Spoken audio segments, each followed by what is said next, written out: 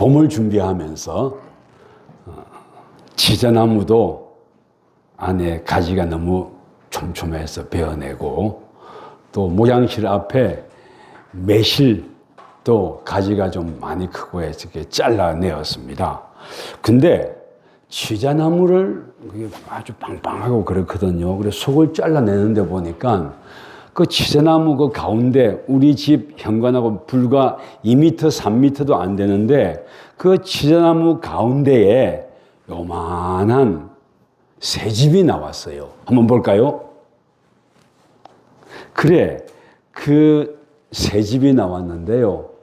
그래, 그 치자나무 우리 집하고 아주 가까운 곳에 있는 3m도 안 되는 곳인데 거기에서 아마 딱새나 박새일 것 같아요. 그 새가 둥지를 만들고 우리 몰래 알을 놓고 새끼를 치고 이렇게 튀어나갔더라고요. 얼마나 신통하고 고마운지, 생명의 흔적은 이렇게 남는구나. 그리고 계속 나무를 치다가 또 매실나무를, 목양실 앞에 매실나무를 치는데 보니까 그때서야 비로소 내 눈에 보였는데 거기에 새집이 또 2개가 있더라고요. 매실에 있는 한번 새집 보여주실랍니까? 앞에 사진이요. 예, 저기 빨간 것은 매화에 꽃은 다 지고 꽃받침이 저렇게 빨갛게 남아 있어요. 저기 새집이 2개가 흔적으로 남아 있었더라고요. 어떤 새인지 모르지만 아마 작은 새였을 것 같아요. 아, 그렇구나. 생명 활동을 하고 이 땅에 왔다 가는 모든 생명들은 저렇게, 비록 나는 늦어서 빈 둥지로 밖에 못 봤지만 저렇게 흔적이 남는구나 하는 생각이 들었습니다. 사람이 이 땅에 왔다 가는 것이 참 귀하고 아름다운 거구나. 그리고 그 흔적은 남는구나. 이 앞에 사칠나무가 우리 앞에 참 많잖아요. 그것을 한번 마음을 먹고 자른 적이 있거든요. 이제 우리 집사님하고 자르다 보니까요, 거기서 땀 흘리고 수고했던 박말순 권사님의 흔적도 있고 안복도 권사님의 흔적도 있더라고요. 그래, 흔적이 뭘로 남았나고 봤더니 어제 보니까 이런 걸로도 남아 있습니다.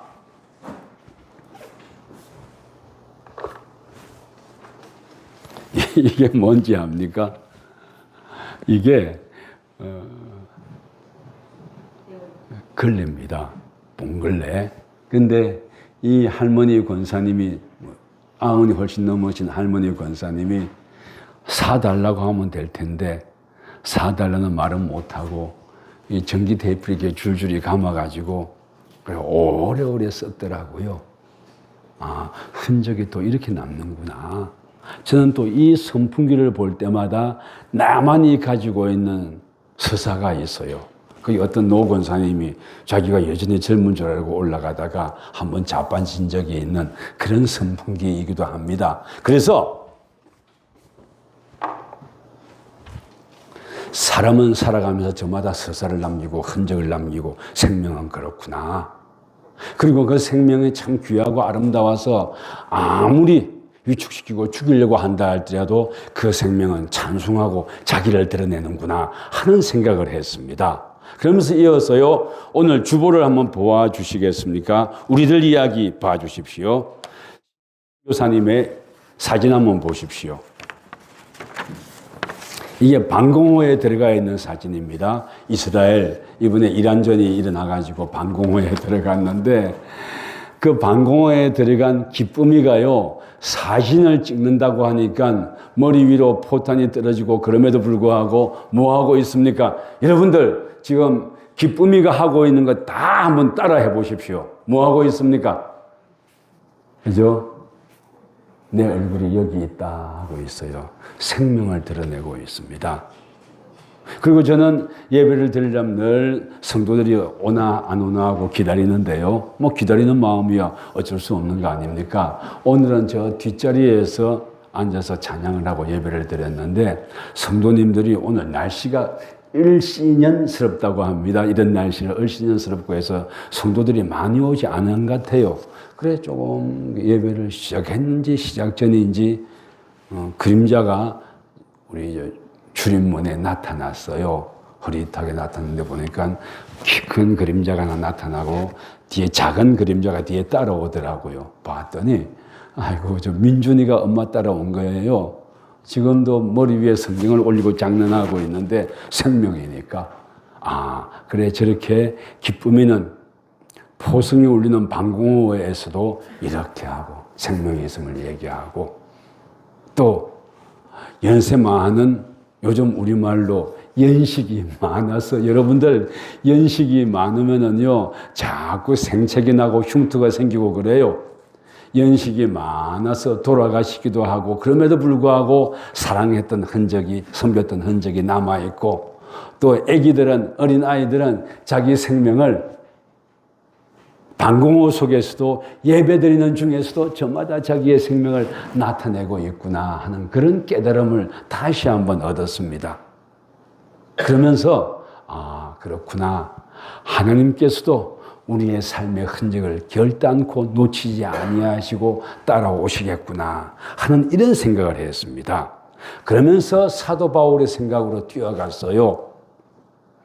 사도 바울은 복음을 전하기 위해서 온 세상을 다녔던 사람이고 그럼에도 불구하고 자신이 직접 개척해서 세운 교회는 아니었고 그리고 세 번째 전도여행하면서 에베소에서 복음을 전할 때 에바브라라는 사람이 와서 주님의 복음을 듣고 회심해서 고향 골로새로 돌아가가지고 세운 교회가 골로새 교회예요.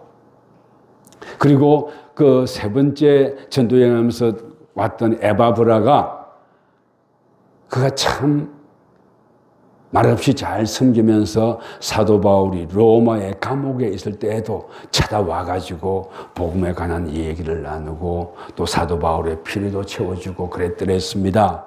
그러면서 자기는 한 번도 가보지 못했던 에바브라가 개척해서 세웠던 골로새 교회의 소식을 듣고는요, 그곳에도 하나님의 은혜와 그곳에도 하나님의 흔적과 그곳에도 골로새 교회 그곳에도 예수 그리스도를 구주로 고백하고 삶을 살아가는 사람들의 삶의 흔적과 예수 그리스도에 관한 흔적이 남아 있어 주기를 기대하면서 지금 당장 골로새 교회가 봉착하고 있는 어려움에 대해서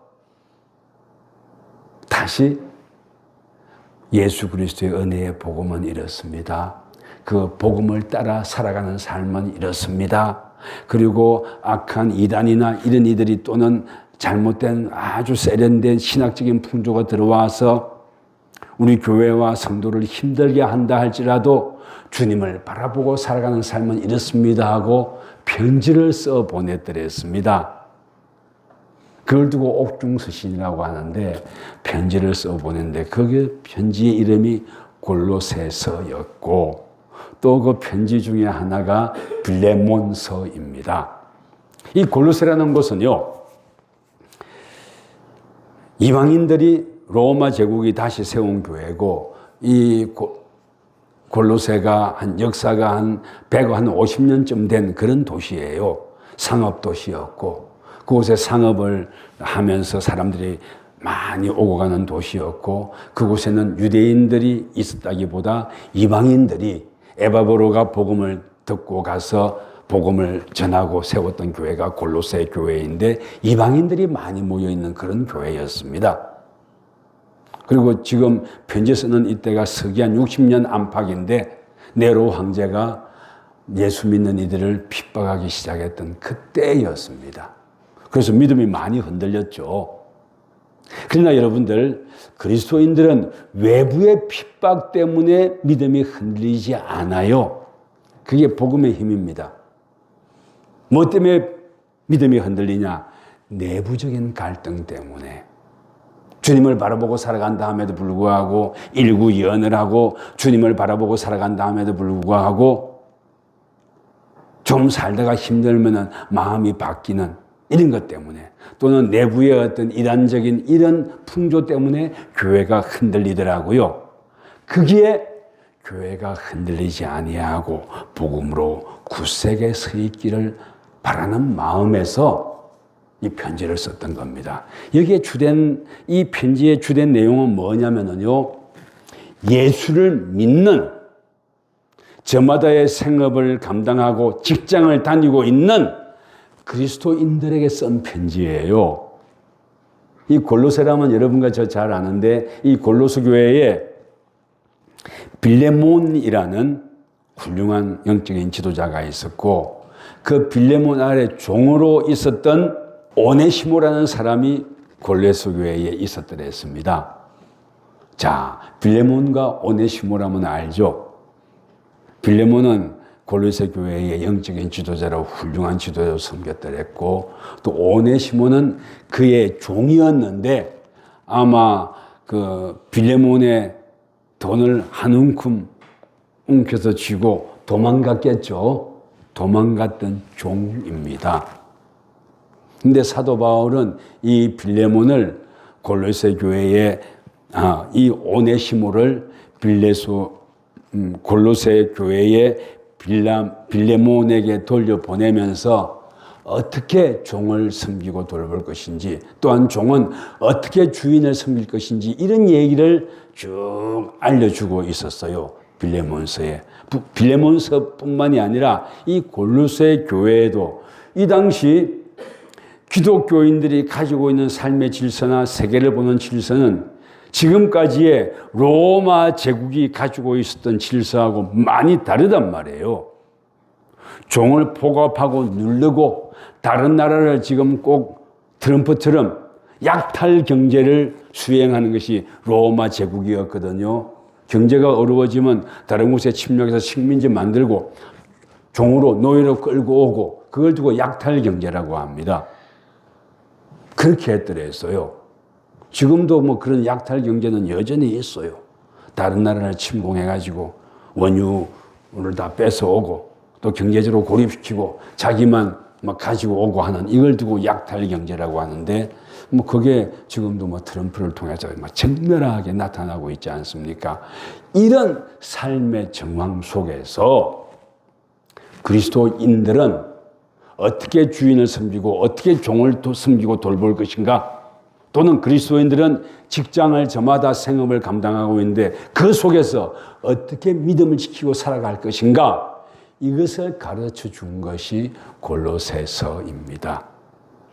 그리고 오늘 여러분과 함께 읽어본 이 골로새서 3장 11에서 17절 말씀은요,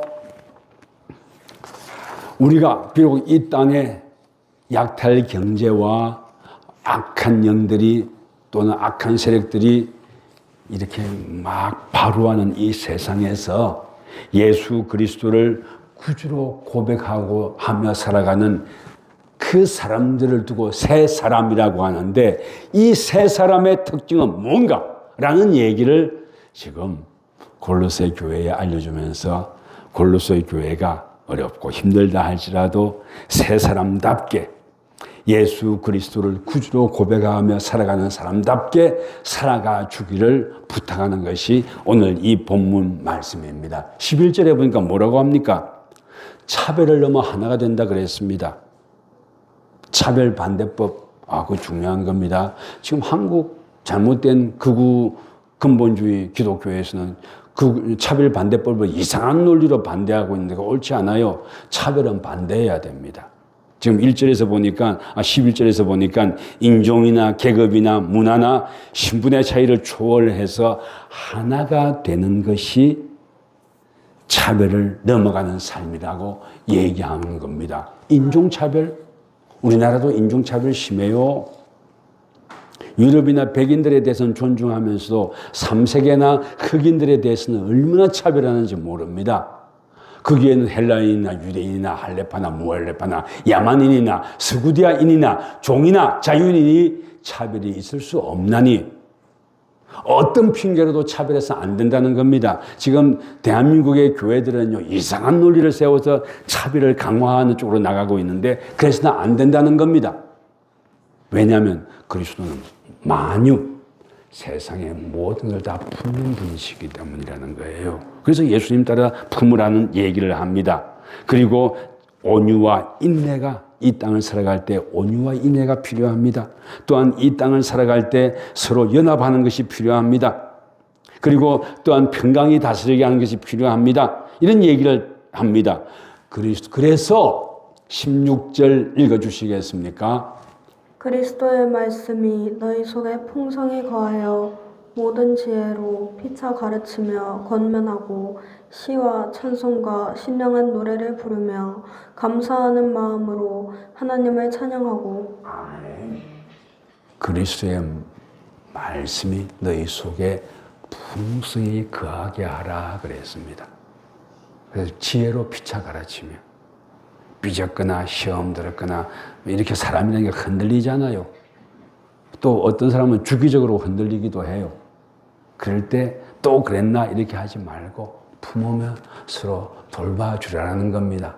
그래서 권면하고 시와 찬송과 신령한 노래를 부르고 또 왜 이런 얘기 하는지 압니까? 우리가 인생을 살아보니까 그렇잖아요. 나만 잘한다고 해서 잘 되는 거 아니지 않습니까? 공동체가 같이 잘해야지. 제가 오늘 아침에 어떤 소식을 들었는데 가만히 서 있는데 뒤에서 차가 와서 박아가지고 폐차를 하게 됐다고 그래요. 그런 우리 세상에 살아요. 나만 잘한다고 해서 다 되는 거 아니에요. 그래서 공동체가 서로 섬기고 돌보는 이것을 우리에게 부탁합니다. 또 우리 살면서 새로운 기업을 해서 꿈꾸고 또 자녀가 대학 진학이나 또는 새로운 생업 졸업하고 새로운 직장 가서 잘 섬길 수 있기를 꿈꾸잖아요. 그런 것들이 주님의 은혜 가운데 잘 될 수 있도록 기도하고 섬김에 수고하자는 거예요. 그러면서 그렇게 할 뿐만이 아니라 그것이 외적으로 드러나는 것이 뭐냐면요. 시와 찬송과 신령한 노래를 부르며라고 했어요. 그 감사하는 마음으로 하나님을 찬송하고 라고 했습니다. 시와 찬송과 신령한 노래. 이것은요, 입술로만 부르는 노래가 아닙니다. 우리의 모든 삶으로 살아내며 부르는 노래예요. 그리고 나의 삶으로 살아내며 부르는 노래는 그 시간 속에서 휩쓸려 가버리는 것이 아니라 그때는 비록 내가 생각할 때는 아무것도 아니었던 것처럼 보인다 할지라도 그 흔적은 기필코 남아 있어서 예수 그리스도의 생명책에 기록이 될 것이고 예수 그리스도 그분이 그 삶의 족적과 그 서사와 흔적을 기억해 줄 거 아닙니까? 아멘. 우리 설교를 시작할 때 우리 사진 봤지 않습니까? 딱새인지 박새인지는 알 수 없지만은 그가 그 치자나무 그 속에 가운데 깊은 곳에 요만한 새집을 짓고 알을 3개를 낳았을지 4개를 낳았을지 알지 못해요. 그럼에도 불구하고 그 흔적이 남아 있었고 지금도 여러분들 예배 마친 후에 목양실 앞에 그 매화나무를 한번 보십시오. 지금도 거기에는 새집이 아직도 하나 남아 있어요. 하나나 2개가 있었는데 하나는 가운데 가지가 너무 큰 것에 줄기를 제가 잘라냈어요, 어제. 그래서 우리 관리부장하고 같이 처리를 했고 아직 새집이 하나 남아 있습니다. 그렇구나. 삶의 흔적이, 노력이, 기도가, 수고가 저렇게 남아 있는구나 하고 그 새집이 벌써 작년 여름에 다 끝났음에도 불구하고 지금 이제 새로이 벚꽃을 피우고 그 벚꽃도 지고 그 꽃 받침만 남아있는 거기에 새집이 남아있어요. 흔적으로. 그렇게 새집이 남아있다면은 예수님의 가슴 속에 여러분들의 삶의 흔적이 남아있을 것입니다. 아멘. 그것도 시와 찬송하며 신령한 노래를 부르며 내 온 몸으로 내 온 삶으로 예수님의 사랑을 노래하고 복음을 전하기 위해서 살아가는 성도들의 가슴 속에 또한 남아있을 것입니다. 우리 이런저런 어려운 일을 당한다 해서 좌절하거나 왜 나만 이럴까 이렇게 생각하지 마시고 주님을 바라보며 다시 한번 꿈꾸며 나아가 보십시다. 기쁨이가 이렇게 하고 민준이가 머리에 성경을 모자처럼 뒤집어 쓰고 있다가 지금은 조금 힘든 것 같아요. 엄마는 지금 최고로 행복해요. 아들이 옆에서 뭐 엄마 목을 잡아 당기고 그러고 있으니까. 예, 그렇습니다. 그리고 여기에 모든 자녀들은 엄마 아빠의 기쁨입니다. 그리고 또한 모든 성도들은 예수 그리스도의 기쁨입니다. 그래서 우리를 기뻐하시고 또 우리의 기쁨 되시는 우리의 노래에, 우리의 찬양에, 우리의 시의 근원이 되시는 그 예수 그리스도를 바라보며 또 세상을 살아가고 복음을 전하고 자기 앞에 주어진 생애에 주어진 일을 감당하며 살아가는 여러분과 제가 되기를 주의 이름으로 축원합니다.